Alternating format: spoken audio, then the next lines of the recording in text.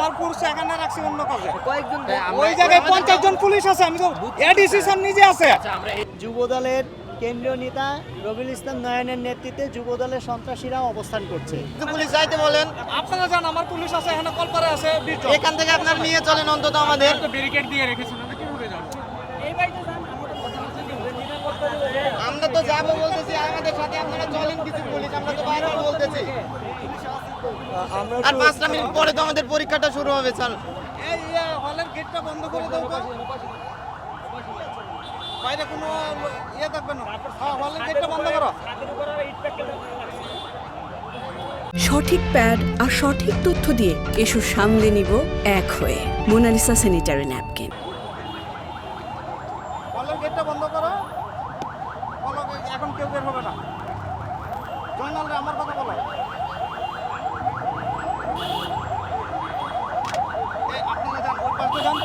আমার পুলিশ আছে এখানে 50 জন। এখান থেকে আমাদের কিছু পুলিশ দিয়ে নিরাপত্তা দিয়ে নিয়ে যান, সমস্যা নেই তো। আমার পুরুষ এখানে রাখছি অন্য কাজে। কয়েকজন ওই জায়গায় 50 জন পুলিশ আছে, আমি তো এডিসি স্যার নিজে আছে। আচ্ছা, আমরা এই জায়গা থেকে ওই জায়গায় বন্ধু, আমার এই নিরাপত্তাটা কে দিবে? এই জায়গা থেকে যে ওই জায়গায় যাবো, এই মাঝখানে নিরাপত্তা আমরা কে দিবে? মাঝখানে আমাদের পুলিশ আছে। মাঝখানে আপনারা চলেন মাঝে আমাদের যদি সাথে কিছু অন্তত ঘটে কিছু যায়, পুলিশ। নিরাপত্তা কে দিবে? কারণ রাস্তা তো একটা না। দেখে দেখে সরেন।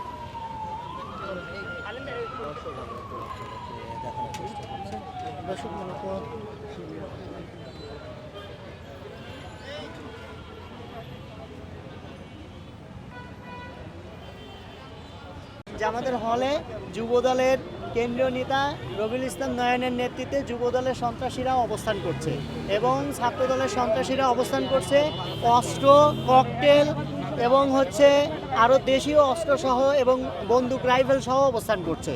আমরা তাদেরকে জানানোর পরেও তারা কেন হলের মধ্যে রেড দিচ্ছে না? হলে এখন সাধারণ শিক্ষার্থী এবং ছাত্র শিবিরের কেউই নেই, এখানে হলে শিক্ষার্থী করতে কেউ নাই। এখন হলে যারা আছে তারা যুবদলের সন্ত্রাসীরা অস্ত্রশস্ত্র নিয়ে আমাদের উপরে হামলা করার জন্য তারা প্রস্তুত নিচ্ছে।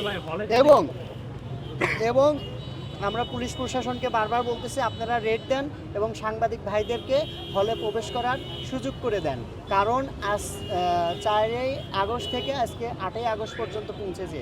এই 4 দিনে হলে তারা বিভিন্ন অস্ত্র রেখেছে এবং আমাদের আসবাবপত্র থেকে শুরু করে আমাদের ল্যাপটপ যা কিছু আছে তারা লুটপাট করেছে।